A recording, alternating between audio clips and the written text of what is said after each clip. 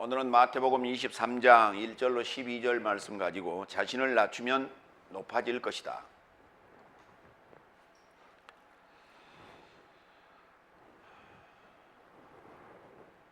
성경에서 우리가 가장 크게 위로를 받는 말씀은 바로 오늘 높아질 것이다 이 부분이에요. 근데 조건이 있어요. 나 자신을 낮추면.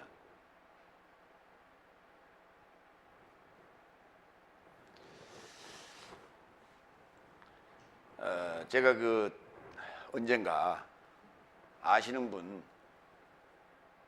권사 취임식이 있다고 그래서 그 예배를 참석을 한 적이 있었는데, 권사 취임만 하는 게 아니라 장로 취임도 함께 하는 예배였어요.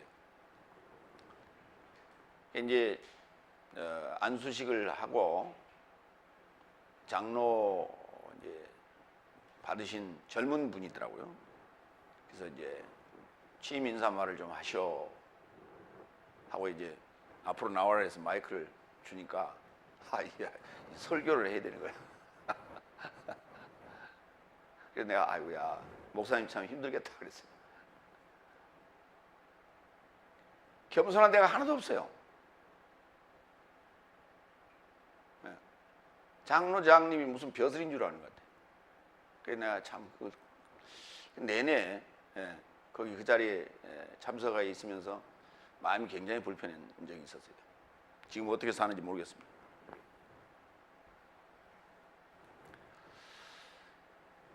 우리가 신앙생활을 한다라고 하는 것은 교인들이라고 해서 특별한 사람들은 아니에요. 우리가 외적으로 볼 때. 그래서 보편적인 사람들이 볼 때 행동하는 것, 생각하는 것, 말하는 것, 이런 것들이 그 사회의 일원으로서의, 구성원으로서의 잘못된 모습, 좀 인상을 찌푸린 듯한 그러한 모습으로 우리가 비춰서는 안 되겠다라는 거예요. 그러면서도 성경은 이렇게 자신을 또 낮추라고 또 요구합니다. 무슨 말이냐 하면 세상 사람들에게도 그 사람들과 어울리지 못하고 그 사람들이 하는 일반적인 행동에서 벗어나는 행동을 하는 사람이 교회 안에서 자신을 낮출 수 있냐는 거예요. 첫째가 뭐냐? 사람이 먼저 돼야 되는 거예요. 그것부터 배워야 돼요. 그걸 우리는 교회 와서 배우는 게 아니에요. 학교 생활을 통해서 그거 다 배우는 거예요. 유치원 들어가면 선생님한테 배꼽 인사하고 집에 왔을 때 다녀왔습니다 하고 배꼽 인사하는 것부터 배우는 거예요. 그거 학교에서 다 배운 거예요. 근데 웬일인지 어느 날서부터인가 교회에 나오시는 분들은 뭘 잊어버린 것 같아요. 세상 사람들이 살아가는 방식, 예절, 도덕 이런 것들을 잊어버리는 거예요. 특히 목회자들 또는 목회자 수업을 받고 있는 사람들 참 문제가 많아. 나는 매달 목회자들을 이렇게 봅니다. 여기 교육 받으러 온 목회자들을 보면서 참 문제가 많다. 저들에게 성경에 대한 어떤 지식, 헬라어나 히브리어를 가르친다라고 하는 지식, 이게 중요하겠지만 그걸 가르친다고 해서 예절을 자기 스스로 배우는 방식은 없어요. 그건 몸에 배어 있어야 되는 거예요. 특히 목회자가 될 사람들은 그런 게 몸에 배어 있어야 돼요. 언어에서부터 행동에서부터. 근데 전혀 안 돼 있어요. 보면 뭘 보면 알 수 있는가? 우리 강의실에 보면요, 누군가가 손을 대야 되는데 대지 않아요. 뭐가 떨어졌어도 흩어졌어도 손대는 사람이 없어요. 눈에 보이는 게 없어요. 그래서 그냥 참 우리 신학 교육이 예절부터 다시 가르쳐야 되겠다. 특히 목회자들 오늘 본문 내용이 그 내용이에요. 자신을 낮추라는 얘기가. 오늘 본문에 여러분 읽었지만은 무거운 짐을 양 어깨에다 짊어 사람들에게 지워놓고 자기는 손도 까딱 안 한다는 거예요. 옛날이나 지금이나 여전히 똑같아요. 그래 목회자들 사람들은 몸에 배어있더라고 그게. 그래서 야 이건 참 누가 가르쳤는지 어디서 배웠는지 정말 못된 버르장머리다. 못된 버르장머리다. 지금까지 나는 그렇게 신앙생활 안 해왔고 지금도 나는 그렇지 않아요. 의자 책상 삐뚤어졌으면 다 손보고 먼지 떨어져 있으면 빗자루 들고 쓸고 걸레 들고 닦고 합니다. 근데 교육도 안 하더라고. 이거는 다섯째 날까지의 신앙생활 훈련이 안 됐다는 증거예요. 그런 상황에서는 복음이 온전하게 전해지지 않는다는 거예요. 복음은 아주 존귀하고 소중하고 귀한 거예요. 그런데 그것을 담을 그릇들이 준비가 안 되는 거예요. 아무리 진귀한 우리가 진수성찬을 아주 나쁜 그릇에다 준다면 여러분 그 밥맛이 나겠어요? 대접받는 느낌이 있어요? 아무리 보잘것없는 음식이라도 좋은 그릇에다 내주면 얼마나 기분이 좋아요. 포장의 문제거든요. 이게 자세의 문제다. 오늘 예수님께서는 제 아들과 무리에게 이와 같은 말씀을 드리는 거예요. 노업하시면서.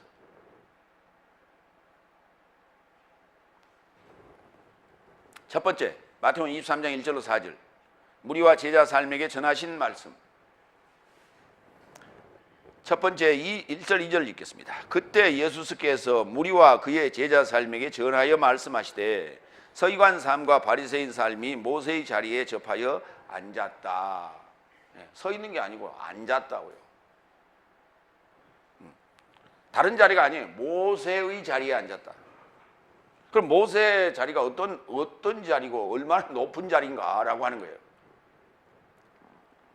여러분 모세가 출애굽하는 그 장면, 이거는 아마 기독교 영화로도 그렇지만 세상 모든 영화 중에서도 가장 많은 그 영화가 만들어진 그 주제가, 출애굽하는 그 홍해 갈라진 그 주제가 많은 그러한 영화 편수를 아마 자랑할 거예요. 오래전부터도 나왔죠. 70mm 우리가 그 스크린이 나왔을 때 정말 그 모세의 그 출애굽 사건이 아니라 장관이었잖아요.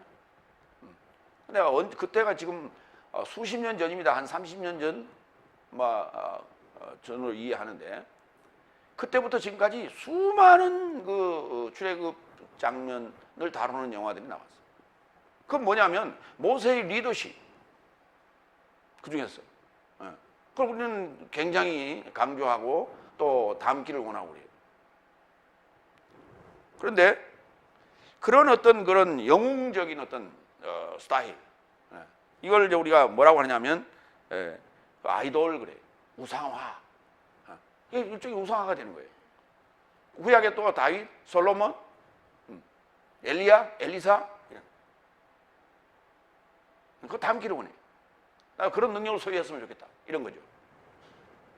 오늘 서기관 바리새인 삶이 이런 그 모세와 같은 그런 자리에 앉고자 하는 것이 아니라 앉아 있다 그랬어요.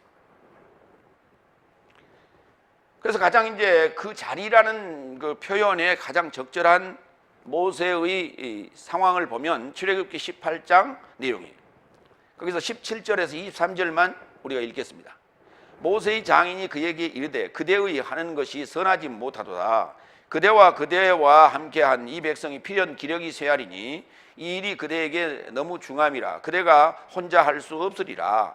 이제 내 말을 들으라. 내가 그대에게 방침을 가르치리니 하나님이 그대와 함께 계실지라. 그대는 백성을 위하여 하나님 앞에 있어서 소송을 하나님께 베풀며 그들에게 율례와 법도를 가르쳐서 마땅히 갈 길과 할 일을 그들에게 보이고, 그대는 또 온 백성 가운데서 제덕이 겸전한 자 곧 하나님을 두려워하며 진실무망하며 불의한 일을 미워하는 자를 빼서 백성 위에 세워 천부장과 백부장과 오십부장과 십부장을 삼아 그들로 때를 따라 백성을 재판하게 하라.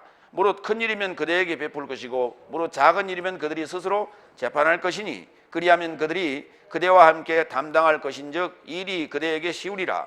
그대가 만일 이 일을 하고 하나님께서 그대에게 명령하시면 그대가 이 일을 감당하고 이 모든 백성도 자기 곳으로 평안히 가리라. 무슨 얘기냐?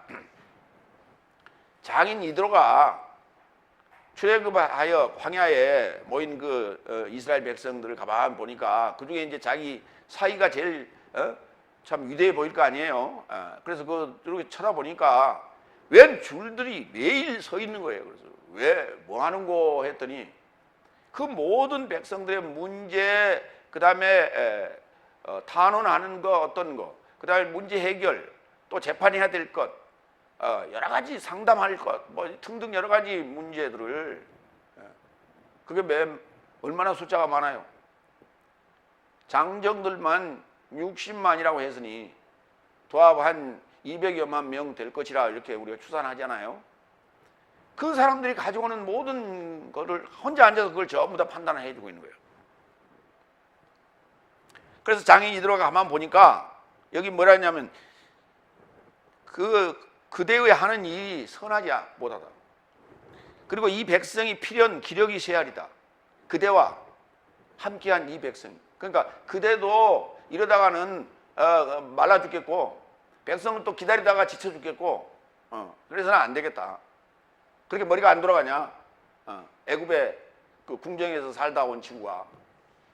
그러면서 그 황야에 미디안 황야에 이드로라고 하는 제사장이 방법을 제시합니다. 그게 뭐냐면 천부장, 백부장, 오십부장, 십부장이에요. 제도예요.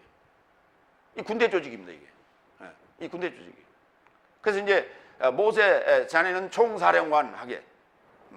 그리고 밑에서 다 해결하고 최고 대법원 행정을 당신이 맡아서 하시게나. 그래야 내 딸하고 내 손주들이 아비 없는 자식 또는 남편 없는 자식이 저 아내가 되지 않을 것이 아닌가. 심히 걱정스러운 거예요. 그래서 이걸 제시했다는 거 아니에요. 이게 바로 뭐냐면 교회 스타일이에요. 교회 그 조직입니다. 이게 처음 만들어진 교회 조직. 교회가 이렇게 일사분란하게 이렇게 움직여 돌아가야 된다는 얘기예요.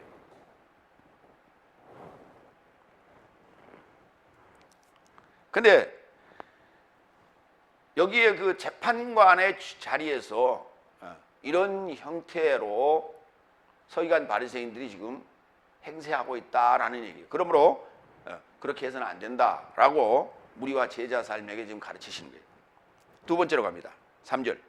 그런즉 모든 삶을 네 삶에게 간수하라고 언급하거든 간수하고 행하라. 그러나 저 삶의 행위 삶을 조차 행치 말라.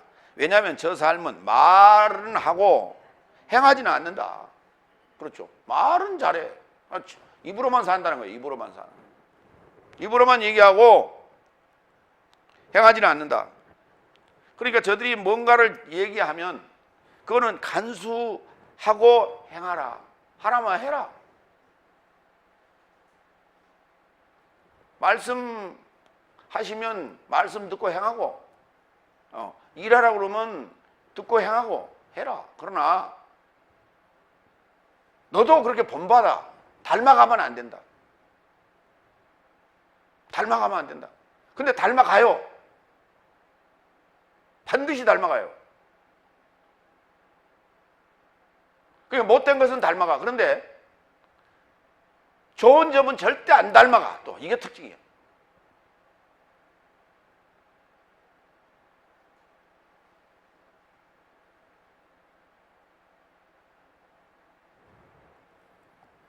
제가 빗자루 들고 걸레 들고 한 걸 우리 교인들은 못 봤을 거예요.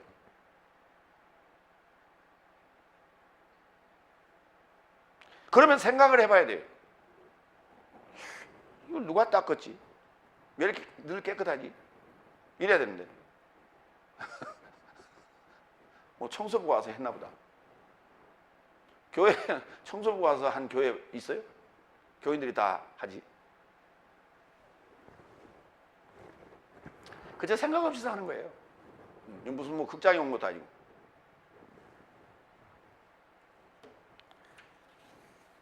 간수하고 행하라. 말씀을 들을 때 그것을 간수해야 내가 행하지요. 근데 우리는 지키라는 얘기만 들었어요. 지키라는 얘기만. 지키라. 근데 지키라는 단어가 두 개예요. 간수하는 문제와 수호하는 문제. 간수하는 것은 잃어버리지 않게 간수하는 거고, 수호하는 것은 누군가가 들어오는 걸 막는 거죠. 그래서 안팎이 관리가 잘 돼야 된다. 안팎이 관리가 잘 돼야 된다. 간수하다는 단어가 쓰인 데를 좀 볼까요? 요한복음 14장 21절. 내 계명을 가지고 간수하는 자, 그가 나를 사랑하는 자이다. 하나님을 사랑하는 자가 누구라고요? 계명을 간수하는 자예요. 간수하는 자. 하나님의 말씀을 소중하게 간수하는 자. 야, 지난번에 온 편지 있지? 그거 어디다 놔뒀어? 어디 있어? 글쎄, 나도 그때 보기는 봤는데 모르겠네. 간수 잘 하는 거예요? 못 하는 거예요? 예? 간수 잘 못 하는 거예요. 그가 나를 사랑하는 자이다. 그렇죠. 하나님 말씀을 잘 간수하는 자가 하나님을 사랑하는 자지요. 자기 사랑하는 그 연인에게서 편지가 왔는데 그 편지를 한번 읽고요, 휙 집어 던져놨어요. 그래 애들이 가서 장난치고 낙서하고 찍고 그랬어요. 그렇죠.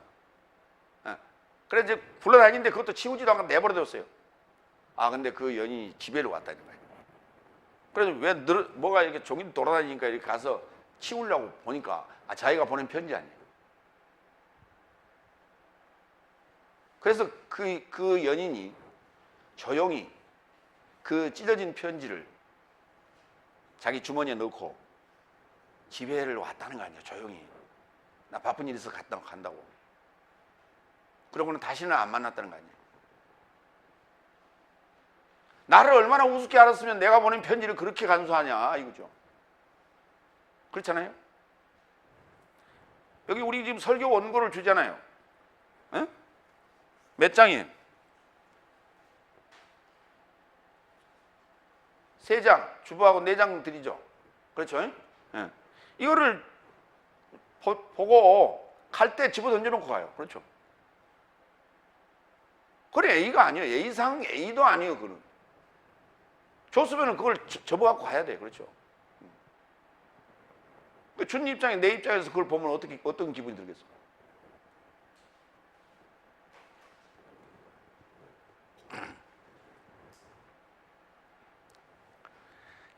계시록 1장 3절.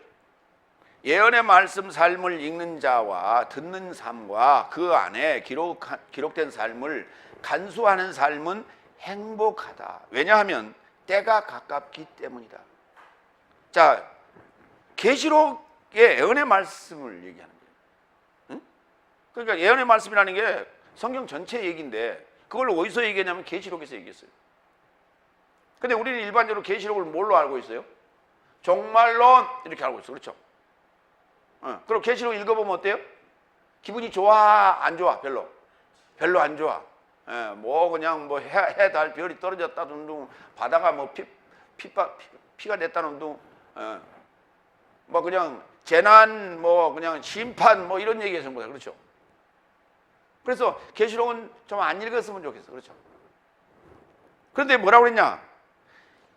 이 예언의 말씀 삶을 읽는 자와 듣는 삶과 그 안에 기록된 삶을 간수하는 삶은, 계시록 있는 말씀도 뭐하라고 그래요? 간수를 하라고요. 그 내용을 간수한다는 얘기는 이해했다는 얘기예요. 이해했다는 얘기예요. 목사님, 저를 보세요. 날 봐요. 날 좀 쳐다봐요. 목사님, 이 안에 계시록도 있거든요. 제가 얼마나 간수를 잘하는 줄 아세요? 이거 매일요, 이거 닦고요, 광도 내고요. 얼마나 간수를 잘하는데요. 그런 얘기 아니고요. 이해하고 머릿속에다 집어넣으라는 얘기예요.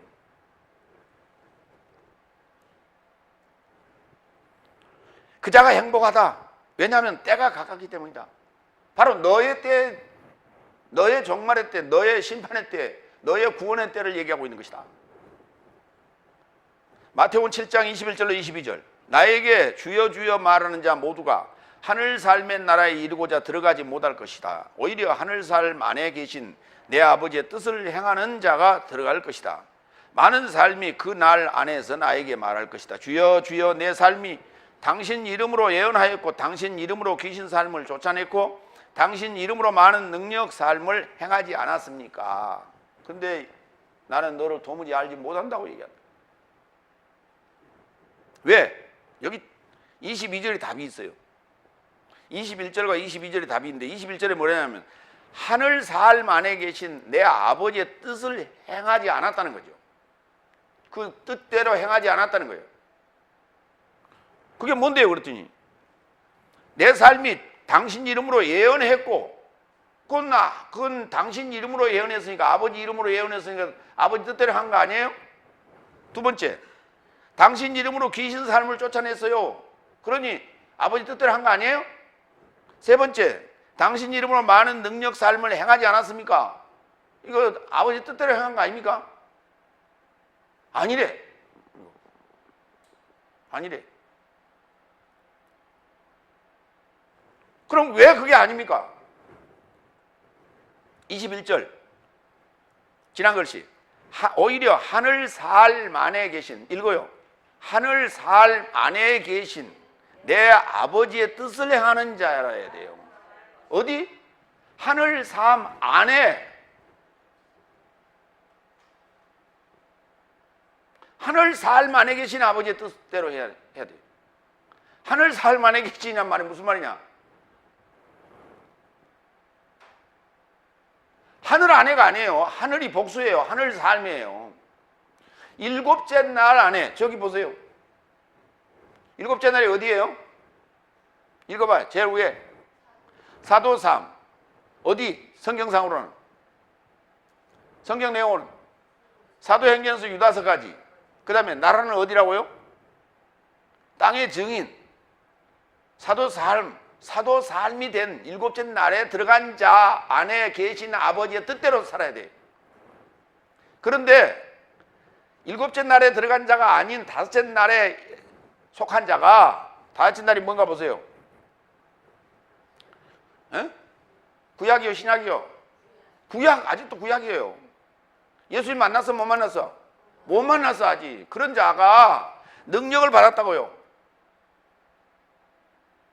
근데 그 능력을 받았는데 어떻게 행사를 했냐면 아버지의 이름으로 예언하고 아버지의 이름으로 귀신 쫓아내고 아버지의 이름으로 능력 행했어요. 누가 했어요? 아니, 지금 아버지라고 부르는, 하나님이라고 부르는 그의 능력으로 한 거지 나의 능력으로 한 게 아니란 말이에요. 그죠? 예. 그러니까 우리 왜 세례 줄 때 이렇게 주죠. 성부와 성자와 성령이 이름으로 세례를 주노라 그러잖아요. 그렇죠?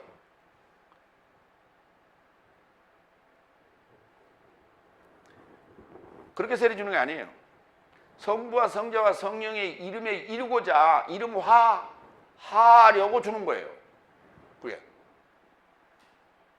그러니까 그 이름을 빌려가지고 지금 권세를 행하고 있단 말이죠. 여기 오늘 지금 22절이 뭐냐?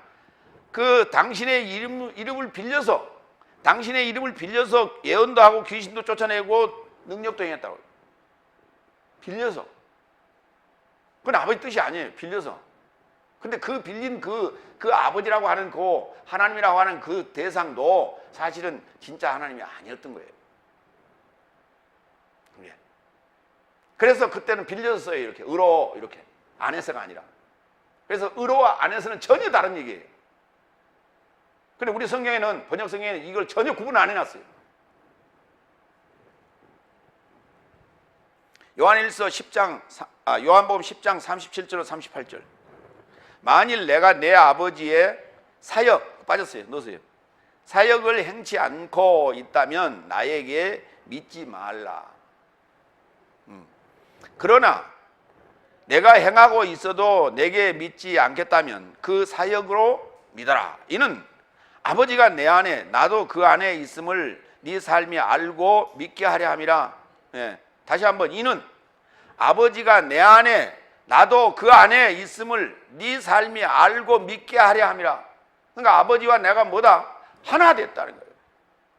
이 하나 됐을 때가 언제냐? 바로 일곱째 날이에요. 이걸 하늘 삶 안에 이렇게 얘기하는 거예요. 하늘 삶 안에.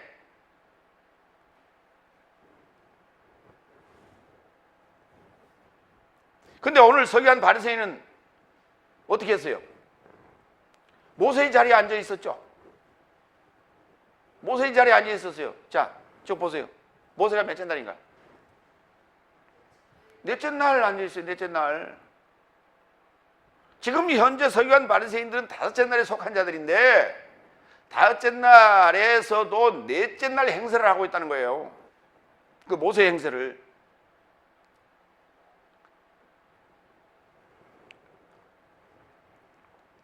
다섯째 날에 속한 자도 지금 하늘 삶 안에 들어갈 수가 없는데 넷째 날 행세를 하고 앉았다. 그러니까 전진하고 있다, 퇴보하고 있다, 퇴보하고 있다, 이런 얘기예요. 절대로 소가 쟁기를 메고 뒷걸음질 쳐서는 안 되는 거예요. 앞으로만 가는 거예요.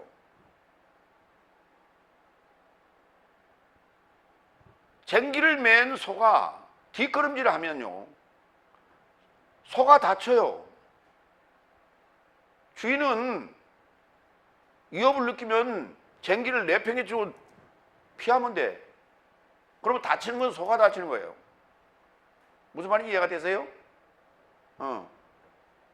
그러니까 넷째 날에 속한 자는 다섯째 날을 향해서 가야 되고 다섯째 날에 속한 자는 여섯째 날을 향해서 가야 되는 것이지 뒷걸음질 쳤다가는 자기가 다친다고. 그러니까 결국은 뭐냐면 예수님은 지금 언행의 일치를 말하고 계시는 거예요. 말과 행동이 일치돼야 된다는 거예요. 말 따로 행동 따로 해서는 안 돼. 우리 그리스도인들이 지금 맹점이 바로 여기에 있어요. 말 따로 행동 따로요. 말과 언행이 일치 안 돼. 말에 대해서 책임지려고 하지 않아. 그럼 강단에서 한 얘기는 자기가 한 얘기가 아니고 누가 한 얘기? 성령께서 하셨다고? 핑계가 좋다. 그럴 때면 성령께서 하시지. 세 번째, 4절. 왜냐하면 무겁고 어려운 짐 삶을 묶는다. 그것만 또 묶어. 그것만 골고루 묶는 게 아니라 그것만 묶어. 그리고 사람 삶의 어깨 삶을 접하여 올려두고 저 삶의 손가락으로도 짐 삶을 움직이려 하지 않는다. 뭐만 가지고 움직인다? 입만 가지고. 입만 가지고. 그러니까 젊어서도 젊은 지도자도 입만 가지고 사는데, 아니 나이가 들면 어때요? 양기가 어디로 오른다고? 입으로 올라오는데, 그러니까 그게 이제 젊었을 때도 안 했는데 나이 먹어갖고 하겠어요?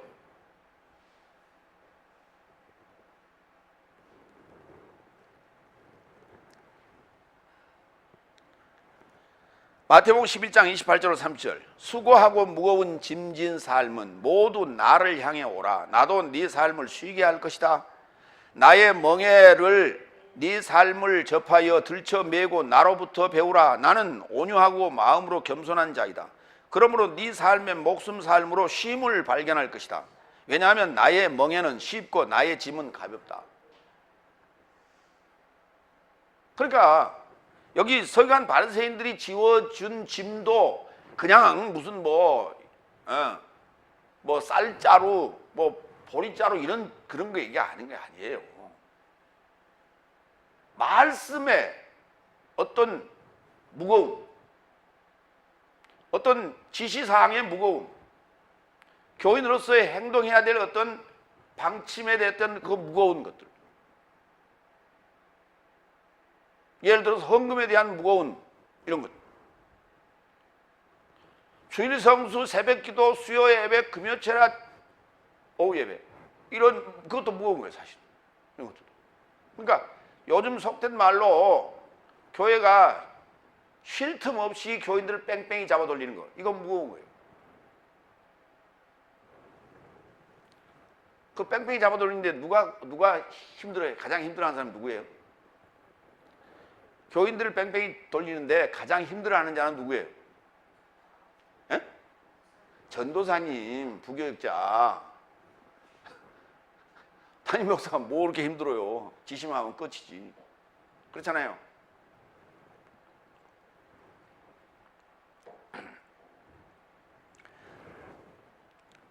예수님께서는 뭐라고 그랬어요? 나도 너희에게 짐을 준다. 짐을 준다. 말씀한다는 게, 설교한다는 게 뭐냐면 짐 주는 거예요, 사실은. 짐 지우는 건데 그게 뭐냐 그랬더니 멍에래요. 근데 멍에라는 단어가 쥐고스라는 단어인데 헬라어로는 이게 저울 같은 거예요, 저울. 응? 이거 보세요. 저울이라는 게 양쪽에 균형이 맞아야 되잖아요. 멍에라는 게 이 좌우에 멍에가 균형이 맞아야죠. 그러니까 두 필이 끌든 두 마리가 끌든 한 마리가 끌든 멍에라고 하는 게 그렇다면 두 마리가 끌 때는 멍에를 이렇게 평멍에를 일자 멍에를 매요. 그렇죠. 근데 한 마리가 끌죠. 우리나라 소는 한 마리가 끌죠. 그거는 이렇게 기역자 형태로 돼 있어요. 근데 이게 좌우의 힘이 똑같아야 돼. 그러니까 예수님이 우리 보고 우리더러 뭐라 그랬어요? 나의 멍에를 매라고 그랬잖아요. 그러니까 예수님하고 나하고 같이 일자 멍에를 매는 거예요, 둘이. 그러면 예수님이 힘하고 내 힘이 5대5가 돼야 된다는 얘기예요. 그러면 예수님이 나한테 내가 부족한 만큼을 나한테 채워줘야 힘이 밸런스가 맞을 거 아니에요. 지식의 힘이 이해가 됐어요? 지식의 힘이 5대5가 되도록.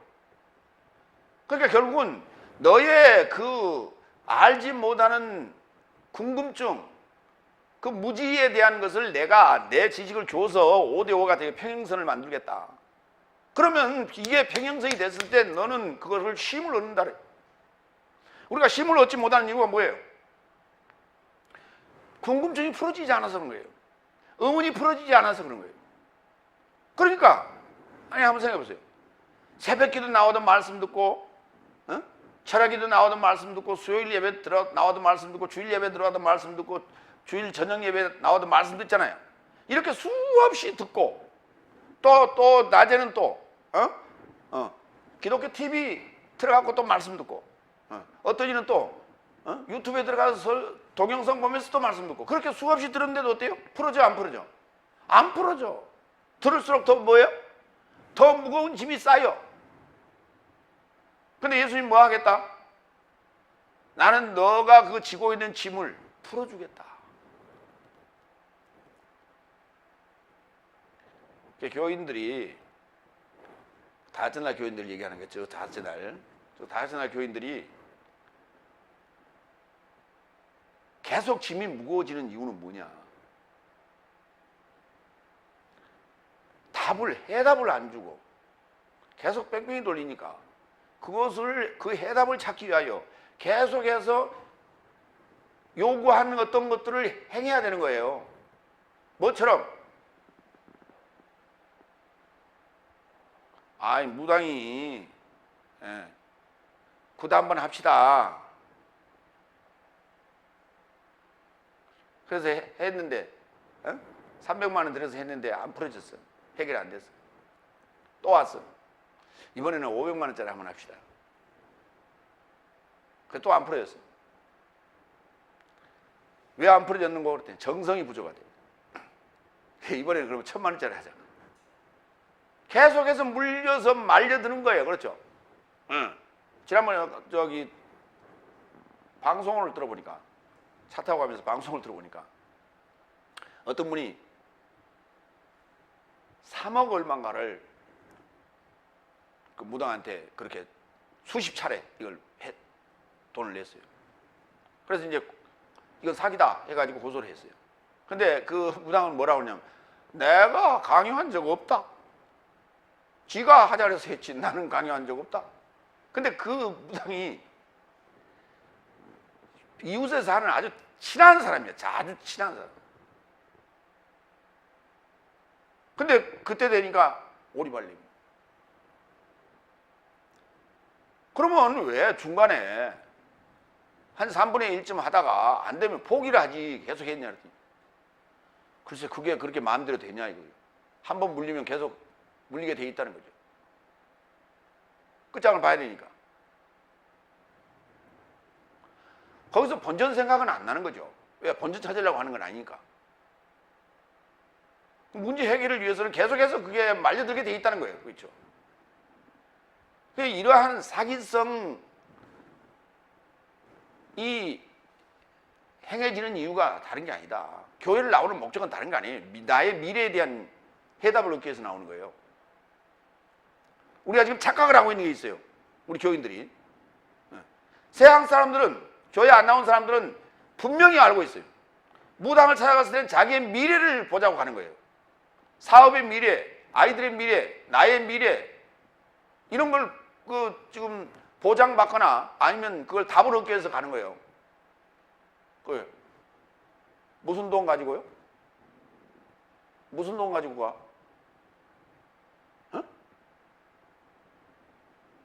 무당한테 갈 때 뭔 돈 가지고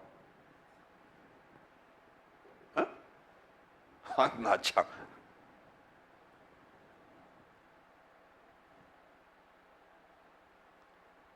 한국 돈 가져가요?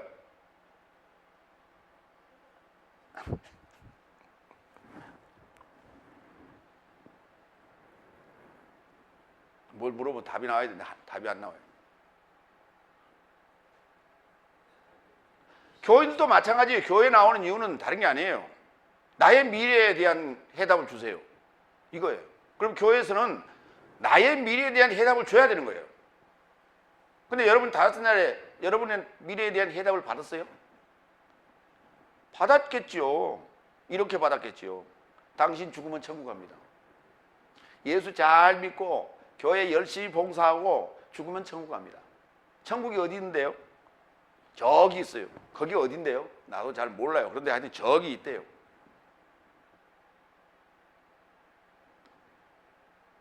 근데 거기 가서도 등급이 있답니다. 얼마나 여기서 잘했냐에 따라서 등급이 있대요. 그게 잘하세요. 그게 미래예요. 교회에서 가르쳐준 미래, 다섯째 날 가르쳐준 미래. 그래서 하여튼 열심으로 해. 그렇죠? 열심으로. 물심양면으로 열심으로 해.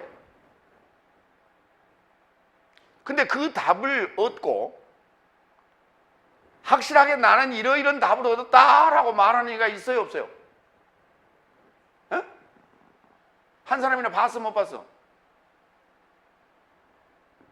다 같이 따라합니다. 죽은 자는 말이 없다. 그래요.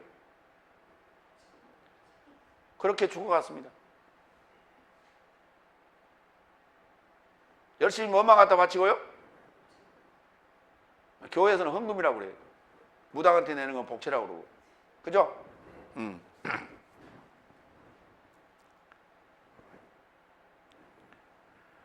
사도행전 15장 28절로 29절. 성령과 내 삶에게 필수적인 것일지라도 네 삶에게 하나라도 짐을 더 부과되지 않으려고 결정했다. 이런 삶은 우상제물과 피와 질식한 것과 음란에서 멀리 하라는 것이니 이런 삶에서 네 자신 삶을 철저히 지키면 잘 될 것이요 강건하라. 그러니까 짐을 어떻게든 부담을 안 주려고 짐이라는 어떤 의식을 느끼지 못하도록 이렇게 사도들은 했다는 거예요. 그렇죠? 그 대신 뭐 하라고요? 다섯째 날에는 죽어라고 뺑뺑이를 돌리는데 그런 것들을 나는 지금 될 수 있으면은 부담을 안 주려고 했다. 그런데 뭐 하라고? 우상제물이나 피, 질식한 거 음란해서 멀리 하라고. 그 대신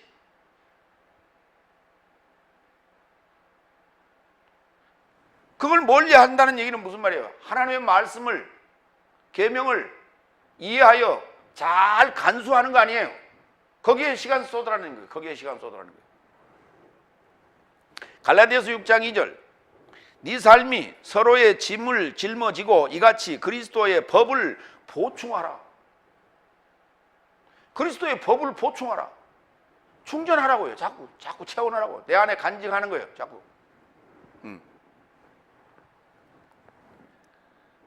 곰이 여름 내, 가을 내 먹어도 되죠. 왜 그렇게 먹어도 돼요? 겨울을 지내기 위해서, 겨울잠을 자기 위해서 그 지방을 충전하는 거예요. 그 이유가 있어서 그렇게 먹는 거예요. 그렇잖아요. 우리도 부지런히 먹어야 돼. 그렇죠? 뭐 하려고? 어? 우리도 겨울을 지내려니까. 험난한 겨울이라는 날이 기다리고 있어, 우리에게도. 그 날을 대비해서 열심히 먹어야 돼. 하나님 말씀. 그리고 간직해야 돼. 에너지를. 요한일서 5장 3절.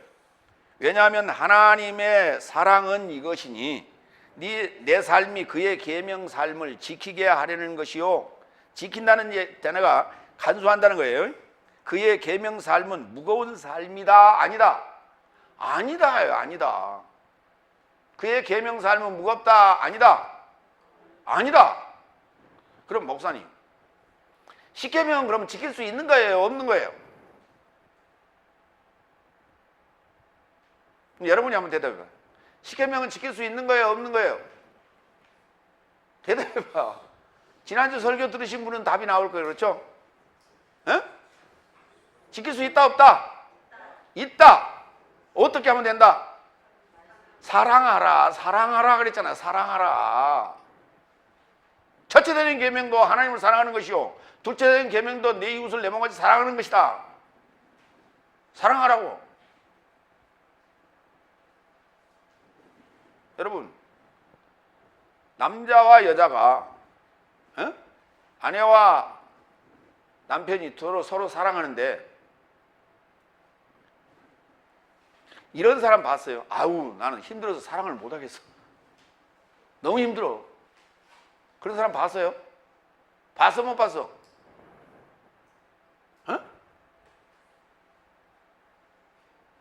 아니, 사랑하는데 힘들어요, 안 힘들어요? 사랑하는 데는 힘이 안 든대요. 왜? 왜요? 좋은 에너지와 좋은 호르몬이 분비된대요. 사랑하면. 그래서 힘이 안 든대. 근데 미워하는 것은 어때요? 여러분, 미워해봐. 사람 미워하면 어때? 나쁜 호르몬이 나와서 스트레스가 막 쌓여, 막 그냥. 그 얼굴 보면 어때요? 얼굴이 험상궂어, 쫙, 이렇게 맨날. 좋은 호르몬이 안 나와서 그런 거예요. 그러니까 하나님의 계명은 무겁다, 가볍다? 아니, 무겁게 느껴져요. 보면. 그렇죠? 보면 무겁게 느껴지는데, 그럴 때 우리는 이렇게 생각해야 돼요. 보면 무겁다. 그러나 먹어버리자. 먹어버리면 돼. 두 번째로 갑니다. 마태복음 23장 5절로 8절. 사람 삶에게 주목받으려 해서는 안 된다. 네 번째, 5, 6, 7절. 그러나 저 삶의 행위사 모두를 사람 삶에게 주목받기를 향하여 행한다. 그래서 저 삶의 경문 삶을 넓히고 저 삶의 옷의 깃삶을 크게 하고 저 삶이 만찬에서 상석과 회당 안에서 특석삼과 시장 안에서 문안삼과 사람 삶에 의해 랍비라 초청받기를 좋아한다. 아주 꼼꼼히 예수님께서 따져서 지금 설명을 하시는 거예요. 예, 이게 지금 전체 내용들을 다 종합해 보면 한마디로 우상화예요. 서기관 바리새인 삶이 뭐라고요? 우상화. 영어로 얘기하면 뭐예요? 아이돌 스타. 스타 기질이 있는 거예요. 스타 기질. 사람 앞에 선다는 것은 스타 기질이 있어요.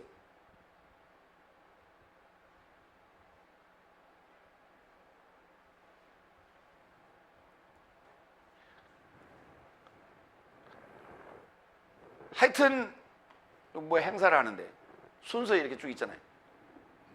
순서를 맡겨놓으면 뒤에 사람 생각해서 좀 대충 하고 끝내야 되는데, 야, 이 땡 잡았다, 이 시간 이제 내 시간이다 그러고 계속해서. 이게 스타 기질이에요. 이게 아이돌 기질이에요. 이 교회가 큰 교회는요, 대표 기도도 한참 만에 들어오는, 한참 만에 들어와. 저녁 예배 때 대표 기도를 권사님이 맡았어. 그러니까 나와서 이제 기도를 하는데, 백두산에서 시작해서 한라산까지 내려가는 거야, 기도가. 어? 레퍼토리가 있어. 뒤에서 하도 길어서 목사님 뒤에서 쿡쿡 찔렀대. 그랬더니 아직 멀었어요. 어디쯤 왔다고요? 수원쯤 내려갔대. 아직.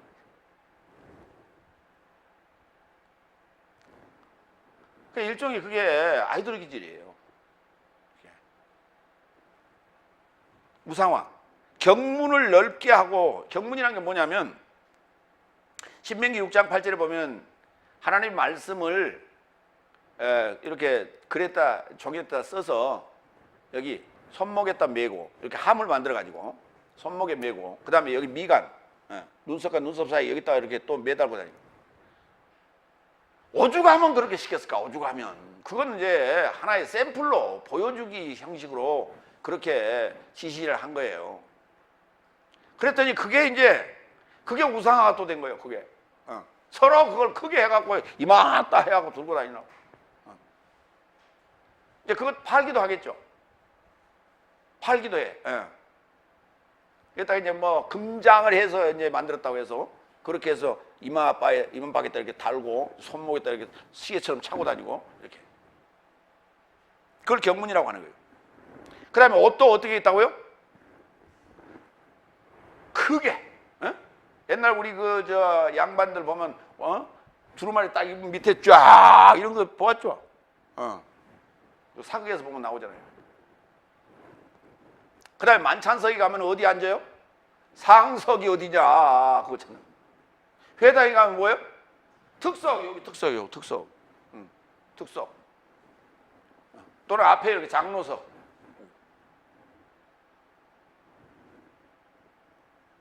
시장에서는 뭐 하고요? 문안 받는 거예요. 안녕하세요. 안녕하세요. 안녕하세요. 인사 받는 거예요.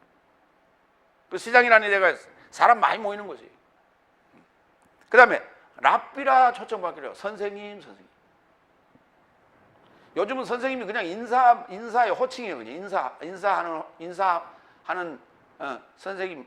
아저씨, 옛날에는 아저씨 그랬잖아요. 요즘 뭐라 그래요? 선생님, 선생님. 호칭. 아저씨보다는 선생님으로 부르면 더 좋죠. 랍비라는 게 소위 유대 랍비. 그게 우리나라 사람도 말이죠. 이게 지금 2000년 전에 예수님께서 하신 말씀인데, 요즘도 우리나라 사람들이 이스라엘 가서 랍비 자격을 얻었다, 자격증을 얻었다고, 랍비 자격증을 얻었다고 그걸 와서 자랑하고 있어요. 이거 성경이 하지 말라고 그랬는데, 마태복음 23장에 이렇게 하지 말라고 했는데도 이스라엘 가서 랍비 자격증 얻었다고 그걸 사진으로 찍어가지고 와서 그거 뭐 자격증처럼 보여주고. 참나 기운해. 그러면 교수님 마태복음 23장에 이렇게 하지 말라고 그랬잖아요. 그래서 얘기를 해야 될 거 아니에요. 아무도 얘기 안 해요. 그러고 자랑하고 다녀요. 걔들이 또 학생들이. 요한복음 12장 41절로 42절.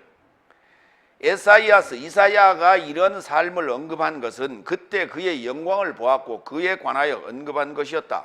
그럼에도 불구하고 동시에 관원 삶 중에서 저에게 이르고자 많이 믿었으나 저 삶이 바리새인 삶을 통해 출교되지 않으려고 동의하지 않더라. 믿기는 믿었는데 뭐 했다고요? 드러내거나 동의하지 않았다고.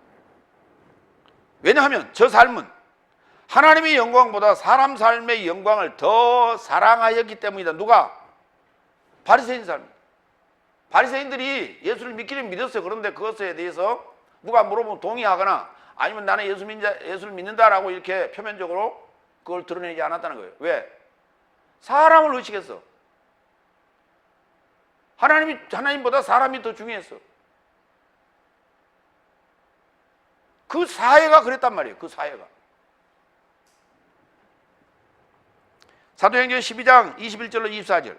그러자 헤로데스가 나를 택하여 왕복을 입고 재판석에 기대어 앉아 저 삶을 향하여 대중 집회를 하더라. 그러자 대중이 신의 소리요 사람의 소리가 아니다 라고 직접 소리하더라.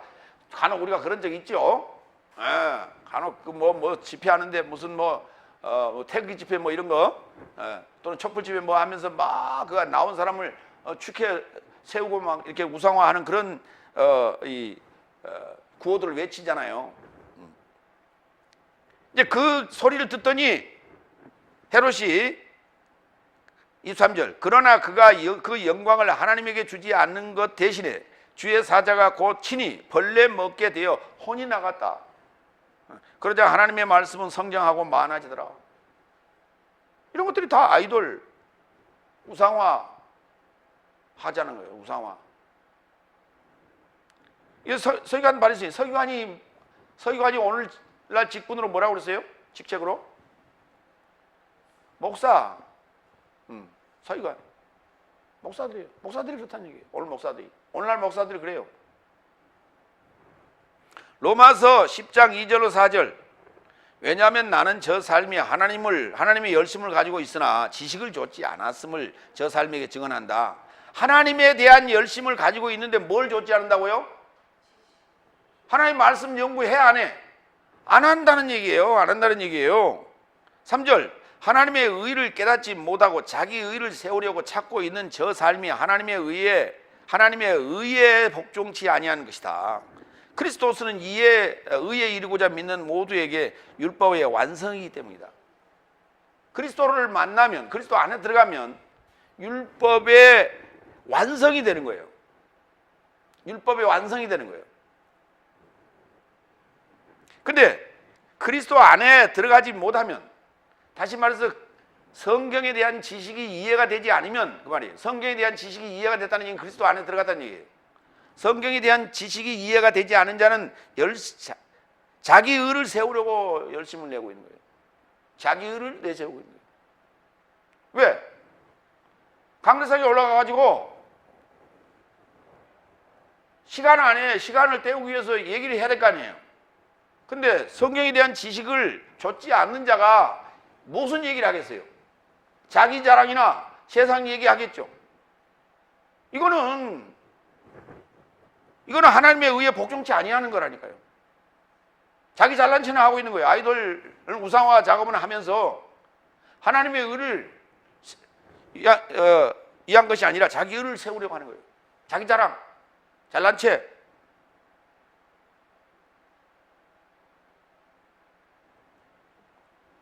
다섯 번째, 8절. 그러나 네 삶은 랍비라 초청받아서는 안 된다. 왜냐하면 네 삶의 지도자는 그리스도스 한 분이다. 그래서 네 삶 모두는 형제이다. 형제 삶이다.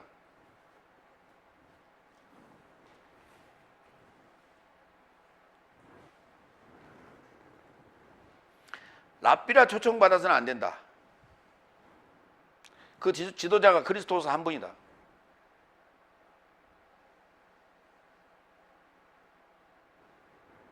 고린도전서 1장 11절로 13절. 내 형제 삶아, 네 삶에 관하여 글로의 삶에 의해 네 삶 안에 분쟁이 있다는 것이 내게 확인되었다. 고린도 교회를 향해서 지금 얘기하는 거예요. 고린도 교회 그 글로에가 소식을 전해 와서 들어보니까 거기에 분쟁이 있다는 소리를 그러는데, 이것을 말하고 있으니 나는 바울로스의 소유라, 나는 아볼로의 소유라, 나는 게바의 소유라, 나는 그리스도스의 소유라고 네 삶 각자가 말하고 있도다. 그리스도스께서 나눠진 것이냐? 바울로스가 네 삶 대신에 십자가에 못 박힌 것이 아니요, 네 삶이 바울로스의 이름에 이르고자 세례를 받았느냐? 그러니까 왜 사람을 쫓아서 나는 누구 계열, 나는 누구 파, 이파 저파, 친박 비박, 문박 비문 뭐 이러냐 이거죠. 교회 안에서 다 계파가 있어. 분쟁. 그 다 그런 계파를 만든다는 것이 뭐예요? 다 자기 의를 세우고자 하는 거예요. 자기 잘난 의. 그래서 그 계파를 이용해서 자기가 그 안에서 어떤 실력 행사를 하겠다는 거예요. 교회가 분열이 일어날 때 보셨죠? 예. 그때 누군가가 중심이 돼서 그 자기의 세력들을 구축해 가지고 대항하기도 하고 또 비호하기도 하고 그런 걸 봤잖아요.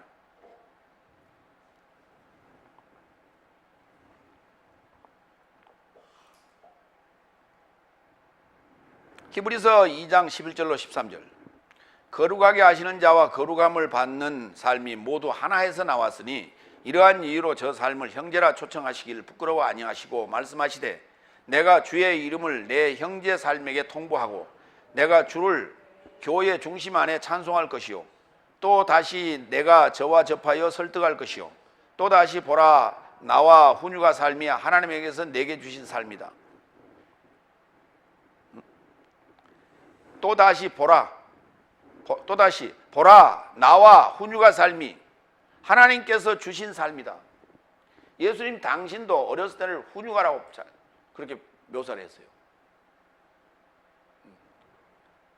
그리고 예수님께서 가르치시는 대상인 제자들 훈유가 삶이에요. 성도들도 다 훈유가 삶이에요. 근데 다 하나님께서 내게 주신 것이요 다 이들을 뭐라고 불렀어요? 예수님이 형제라 불렀다고요. 이게 지금 이 형제라는 개념이 밖에서 이렇게 그냥 얘기하지 마시라고 안에서 나와 주님과 동등한 입장으로 지금 서 있는 거예요. 그래서 형제라고 부르는 거예요. 예수님은 내 안에서 내가 부활하는 과정에서 첫 열매가 되셨고 나는 그의 소유가 되어 있는 거예요. 그래서 그 상황을 형제라고 부르는 거예요. 그냥 우리는 교회만 나오면 다 형제님, 자매님 그러죠. 그렇게 불리죠.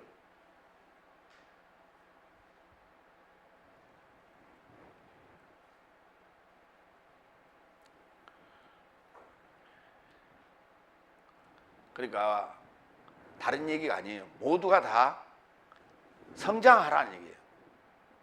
모두가 다 일곱째 날로 성장하라. 모두가 다 하늘삶 안에 다 들어가라. 이렇게 얘기하는 거예요. 그러면 누가 누구를 가르치거나 누가 랍비라 칭함을 받을 이유가 없는 거예요. 그렇잖아요. 목사님 나는 그냥 열심히 교회만 다닐래요. 귀만 가지고요. 이분 그냥 나는 닫아놓고 귀만 가지고 다닐래요.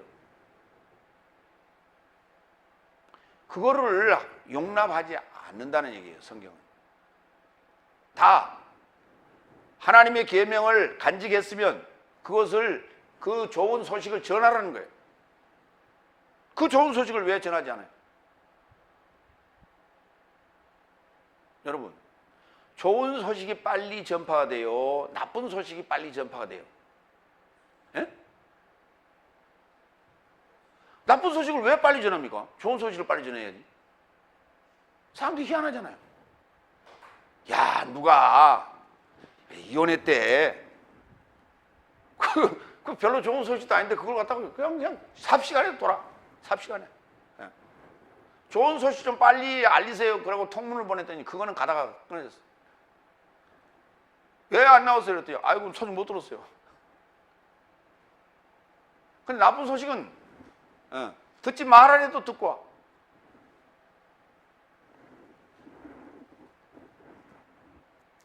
계시록 19장 10절도 봅니다. 그리고 내가 그의 발 앞에 예배하려고 엎드렸다. 그리고 그가 나에게 말한다. 너는 주목하지 말라. 나는 너와 예수스의 증거를 가진 내 형제 삶의 공동종이니 하나님께 예배하라. 왜냐하면 예수스의 증거는 예언의 영이다. 그러니까 예수님께서도 우리를 형제라 이렇게 부르시는 마당에 너희들끼리 서로 랍비라 이렇게 자기를 높이려는 자가 있어서는 안 되겠다 하는 얘기예요. 세 번째로 갑니다. 마태복음 23장 9절로 12절. 자신을 높이면 낮아지게 되고 낮추면 높아지게 된다. 여섯 번째 9절. 그리고 땅에 접하여 있는 네 삶의 아버지를 초청해서는 안 된다. 왜냐하면 네 삶의 아버지는 하늘살 안에 계신 한 분이다. 땅에는 수많은 아버지들이 있죠. 땅에는 수많은 아버지들이 있어요. 근데 그 아버지가 아버지예요. 저를 한번 봐요. 제가 누구에게만 아버지예요? 예, 통일이하고 한우에게만 아버지예요. 그렇죠? 우리 와이프에게는 남편. 그럼 우리 엄마에게는 아들. 우리 삼촌에게는 조카. 그렇잖아요. 그거를 왜 아버지라고 부르냐 이 말이에요. 그렇죠?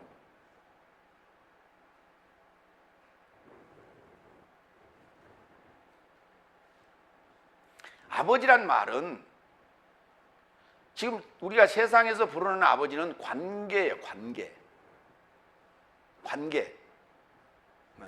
근데 관계 호칭인데 성경에서 말하는 아버지는 뭐냐면 이런 거예요. 하나님 아버지 그러잖아요, 우리가. 철학의 아버지 누구? 소크라테스. 음악의 아버지 바하. 그렇죠? 네. 그 다음에 의학의 아버지 히포크라테스. 그러잖아요. 그럼 그 아버지가 뭐예요? 시조, 시작한 사람. 하나님 아버지 시작. 네. 하나님 아버지가 시작이요. 온 우주 만물의 시작. 그러니까 나의 아버지 있죠. 육체의 아버지. 그분이 나의 시작은 이긴 하죠. 나의 시작이긴 해요. 그렇죠? 근데 온 우주 만물의 시작은 아니죠. 마태복음 6장 9절. 아버지에 대해서 갑니다. 그런즉 네 삶은 이렇게 기도하라. 하늘 삶 안에 계신 내 삶의 아버지요, 당신의 이름이 거룩해져야 합니다. 이게 주기도문의 처음 시작입니다. 하늘 삶 안에 계신, 하늘이 복수로 있는 하늘 삶. 우리가 땅에 살고 있지만 뭐가 돼야 된다고요? 하늘 삶이 돼야 돼. 그렇죠? 그 안에는 누가 계셔요? 아버지가 계신다니까요. 내가 지금 땅에 있지만 하늘 삶을 살아야 돼요. 그 하늘 삶을 사는 대상은 안에 아버지가 계시. 마태복음 13장 52절. 그러자 그가 저 삶에게 언급하였다. 이를 인하여 하늘 삶의 나라에 이르고자 제자된 모든 서기관은 그 보물 삶에서 새 삶과 옛 삶을 내던지는 집주인 사람과 닮은 꼴이다. 하늘 삶의 나라, 일반적으로 우리가 얘기하는 천국 그렇게 얘기하죠. 천국이 아니에요. 천국은 알지도 못하고 가본 자도 없고 갔다 와서 보고 왔다고 얘기하는데 다 거짓부랭이에요. 그거. 거짓부랭인데 천국을 버리지 않으면 하늘 삶의 나라가 이해가 안 돼요. 하늘 삶의 나라를 이해하려면 천국을 버리세요. 그 단어를 버려요. 쓰지 마세요. 다 같이 하늘 삶의 나라에 이르고자 제자된 모든 삶은, 서기관은, 서기관은 이게 누구야? 아까 목사라고 그랬죠? 나는 집사인데 다 여러분이 뭐 돼야 돼? 서기관 돼야 한다니까.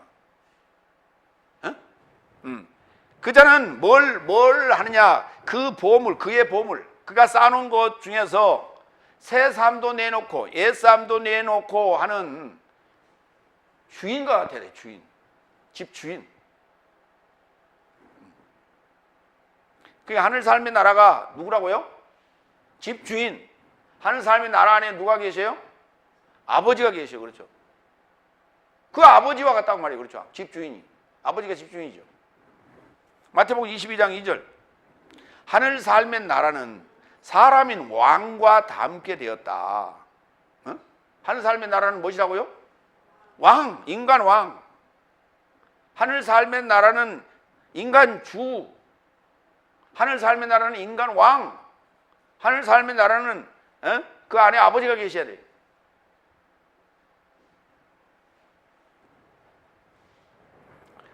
일곱 번째 10절 네 삶도 지도자라 초청받아서는 안 된다. 왜냐하면 네 삶의 지도자는 크리스토스 한 분이다. 반복해서 이런 얘기가 나오고 있어요. 자, 그걸 전부 다 종합해 봅시다. 크리스토스는 하나님. 크리스토스가 누구? 하나님.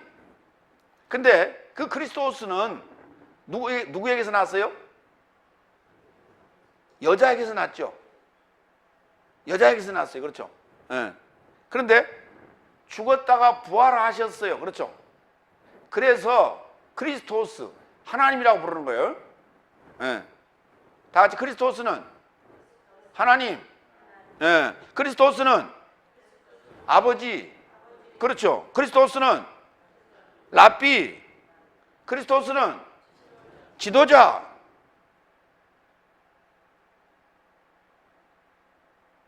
어디 안에 계셔요? 하늘 삶의 나라 안에 계셔야 한다니까. 하늘 삶 안에.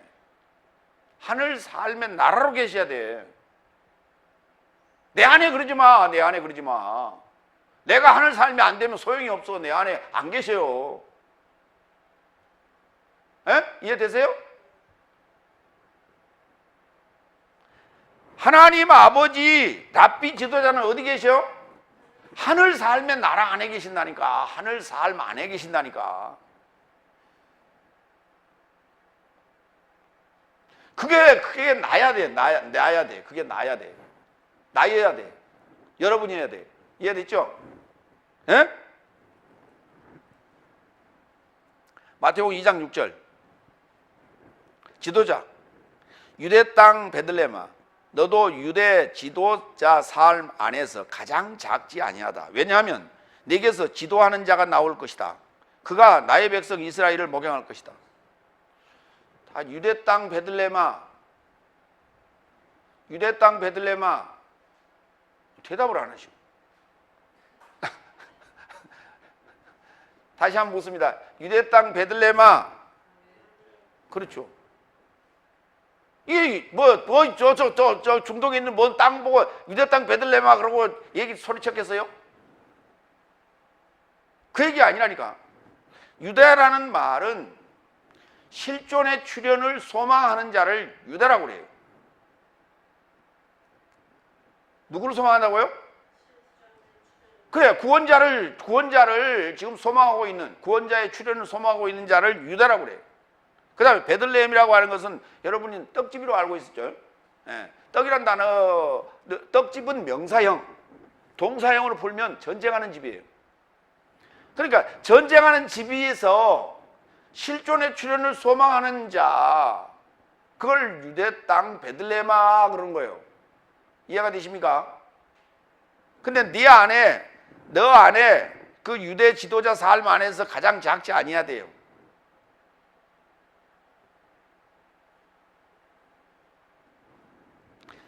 왜냐하면 네게서 유대 땅 베들레헴 내 안에서 지도자가 나올 거래. 그러면 유대 땅 베들레헴이 지금 뭐가 된다는 거야? 하늘 삶의 나라가 된다는 거 아니에요. 그렇죠? 이해가 되십니까? 여러분이 뭐가 된다고요? 하늘 삶의 나라가 된다니까. 유대 땅 베들레헴이 어떤 상태였다 그랬어요? 전쟁하는 집 안에서 실존의 출현을 소망하는 자. 그 땅이란 말이에요. 그 땅. 그 땅이 뭐가 된다고요? 하늘 삶의 나라가 된다니까. 그 안에 누가 계세요? 하나님 아버지 랍비 지도자가 계세요. 그 안에. 그게 지금 예수님께서 계속 지금 1절부터 12절까지 하신 말씀의 내용의 핵심은 무엇이 되라? 일곱째 날이 되라. 일곱째 날이 되라. 일곱째 날이 되라. 사도 삶이 되라. 히브리서 13장 17절. 네 삶에 지도하는 삶에게 설득되고 복종하라. 네 삶에 지도하는 삶에게 설득되고 복종하라. 여러분의 삶을 지도하는 자가 누구요? 누구요? 에? 여러분의 삶을 지도하는 자가 누구요? 왜 이렇게 어렵게 대답해요? 그래요. 왜냐하면 저 삶은, 큰 소리 읽어요. 저 삶은 네 삶의 목숨에서 초월하여 말씀을 나누는 것처럼 깨어있다. 지도자는 뭐 하고 있어야 돼? 깨어 있어야 돼. 잠자고 있으면 안 돼요. 멍청하면 안 돼. 깨어 있다는 게 뭐 24시간 잠 안 자고 있다는 얘기가 아니고, 의식이 깨어 있어야 돼요. 사고가 깨어 있어야 돼요. 눈이 떠 있어야 돼. 3차원적 사고가 아닌 4차원적 사고를 가지고 있어야 돼요. 저 삶이 저것을 기쁨으로 더불어 행하고 탄식하지 않으려 함은 저것이 내 삶에게 유익하지 않기 때문이다.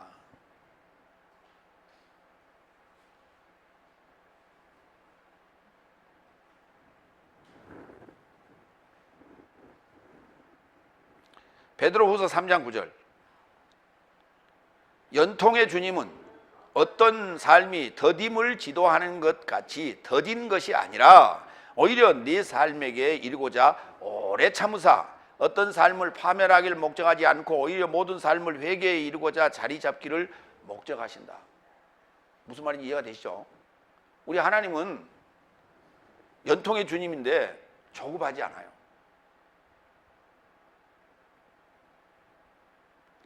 여러분 안에, 하늘 삶 안에 계신 아버지로 계시려고, 여러분 삶 안에서 아버지로 계시려고 그분은 우리에게 다가올 때 말씀으로 다가와요. 말씀으로 들려와요. 요 기로를 통해서. 그래갖고 내 안에서 착상을 해서 자라요. 하나님이 자라서 내가 하늘 삶을 살 수 있는 상태가 되면 그 안에서 하나님이 되게 계신다고. 그렇기 때문에 조급하게 야야야야야 빨리 내가 하는 사람이 나라가 되라 그런다고 되는 게 돼요? 안 돼? 내가 될 수 있어 없어? 안 돼요. 어떻게 돼야 한다고요? 한 날, 둘째 날, 셋째 날, 넷째 날, 다섯째 날을 거쳐서 여섯째 날에야 그것을 알게 돼. 그 사실을, 이런 사실을 그때 알게 되는 거예요. 그래서 지도하는 삶에게 열심히 우리가 설득되고 복종해야 되는 거예요. 이해가 되세요? 그래서 이 여섯 날을 잘 넘기면 그 말씀을 잘 간수하고 여섯 날을 통과하면 내가 하는 삶의 나라가 되는 거예요. 그때 그 안에 아버지가 계시는 거예요. 그때 그 안에 하나님이 계시는 거예요. 그때 그 안에 지도자와 랍비가 계시는 거예요. 그때야. 성경은 그런 얘기를 하고 있는 거예요. 그러니까 아직 일곱째 날이 되지 않는 상황에서, 여섯째 날이 되지 않는 상황에서 아무리 아버지라고 불러봐야 그 아버지는 누구? 사탄이 응답하는 거예요.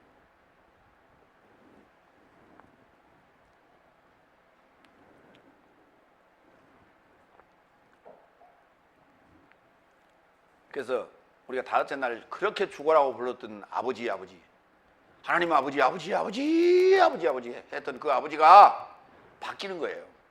그 아버지는 땅의 아버지였던 거예요. 이제 하늘 삶 안에 계신 아버지로 바꿔야 되는 거예요. 이게 여섯 날을 통과했을 때 우리가 그 아버지가 내 안에 내 삶을 주관하고 계시게 되는 거예요. 그걸 우리가 세상 말로 얘기하면 천국, 그래. 다섯째 날 말로 하면 그걸. 근데 그거 버리라고 그랬죠. 뭐가 됐다고요? 하늘 삶의 나라가 됐다고요. 여덟 번째, 네 삶 중에 더 위대한 자는 네 삶의 봉사자일 것이다. 자, 하늘 삶의 나라 안에 이 상황이 됐어요. 이 상황이 됐는데 이 상황이 된 자는 그 중에서도 가장 더 큰 자, 위대한 자가 되려면 뭐 하라? 봉사자가 돼야 돼. 봉사자. 새 언약의 봉사자가 돼야 돼. 말씀을 들고 서 있는 봉사자가 돼야 돼. 죽어가는 영혼을 살리는 봉사자가 돼야 돼. 서서 섬기는 자가 봉사자요. 앉아서 먹는 자가 봉사자요. 여러분은 앉아있어? 서있어 지금? 나는 서있어? 앉아있어? 그래, 누가 봉사자예요? 그래요, 내가 봉사자예요.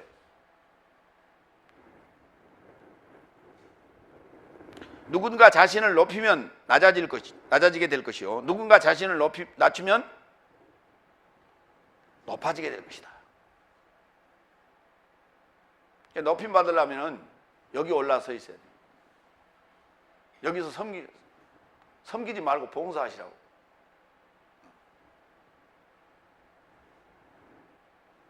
섬긴다고 하면 신분적 관계가 생기잖아요. 어? 상전과 종이라고 하는 신분적 관계가 형성이 돼요. 근데 봉사할 때는 아니 나이 다신 양반도 봉사할 수 있고 젊은 사람도 봉사할 수 있고 아낙네도 봉사할 수 있고 어린아이도 봉사할 수 있고 누구든지 봉사할 수 있죠. 그렇죠? 그렇잖아요. 자기가 가진 달란트를 봉사할 수 있잖아요. 근데 섬긴다 그러면요, 기분이 언짢을 때가 많아.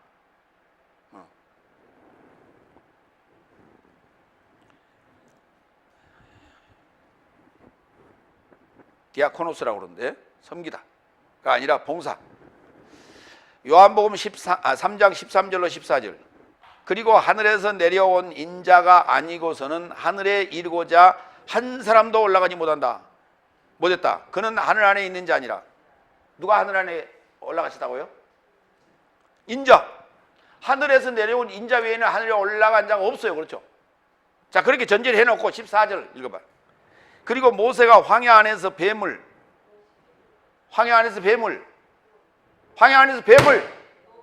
높인 것 같이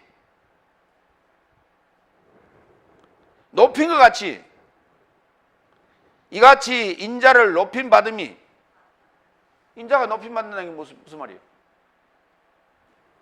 에? 인자가 높임 받는다는 얘기 무슨 말이에요? 거기 지금 13절에 있잖아요. 13절은 뚝 떼어놔버리고 14절은 이상하게 번역해놓고,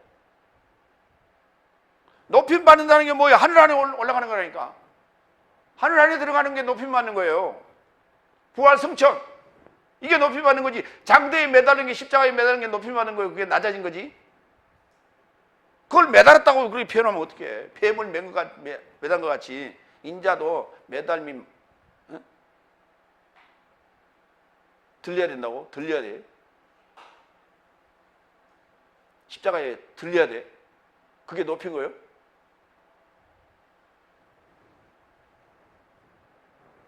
그러니까 개 눈에는 뭐만 보인다고. 예수님께서 저기 십자가의 고상이라고 있죠. 천주교에 쓰는 거. 그걸 고상이라고 부르는데, 저기 십자가에 딱 이라고 동으로 만들어가지고 신주로 만들어서 매달아 있죠. 그걸 보니까 거기 가서 맨날 이러고 기도하잖아요, 천주교인들이. 그걸 보니까 높이 계시는구나. 그게 높인 거예요? 그게 들린 거예요, 그게? 기독교는 이런 천박하거나 이렇게 저질적인 기독교가 아닌 거예요.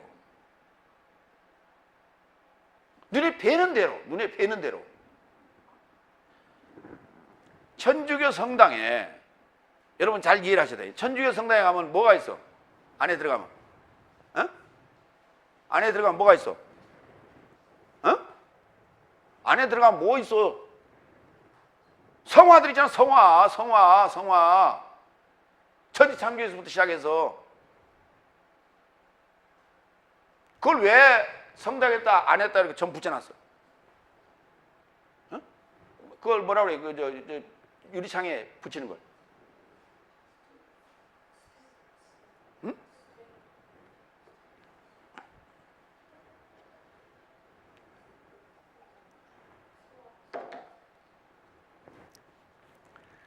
그게 그냥 장식용이 아니에요. 성화를 그려놓고 뭐 해놓은 거 있죠? 그게 장식용이 아니고, 옛날에는 성경을 못 봤잖아요. 특히 그리고 천주교에서 성경을 성도들이 못 읽게 했어요. 사제들만 읽고. 그러면 이 그림이 다 뭐예요?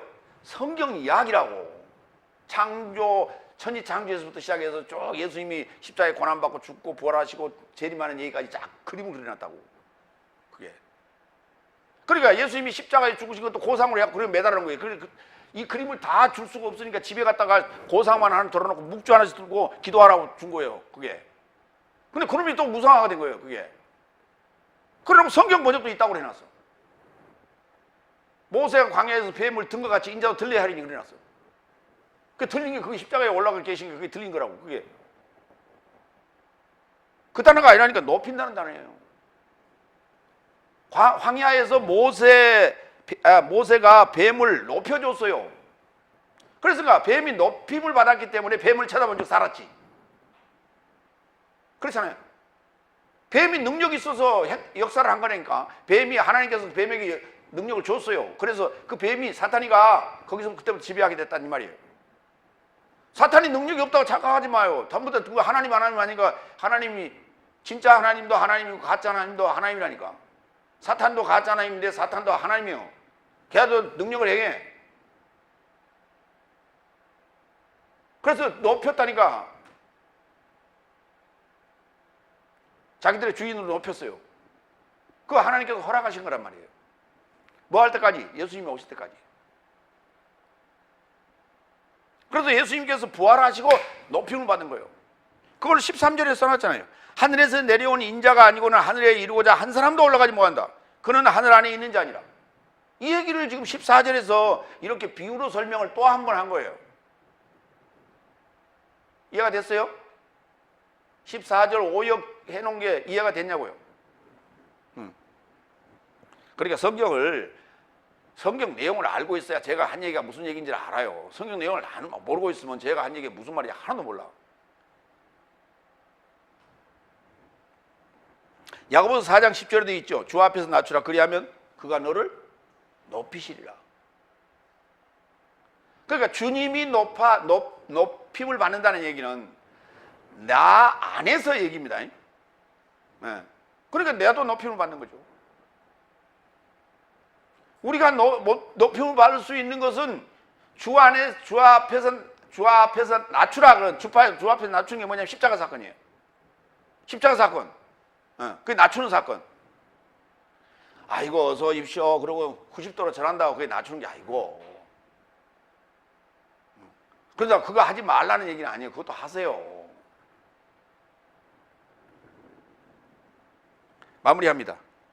위대한 하나님 아버지 랍비요 위대한 지도자는 높임을 받은 자이다. 그래서 하늘 살 안에 계신 분이라고 한다. 그리스도스와 함께 정과 욕심을 못 박은 자는 자신을 낮춘 자예요. 그 자신을 낮춘 자는 주님이 부활하시고 승천할 때 그도 함께 그 신분이 올라가는 거예요. 그래서 높임을 받을 것이다. 높임 받음이 마땅하다. 이렇게 말하는 거예요. 이해가 됐어요? 기도하겠습니다.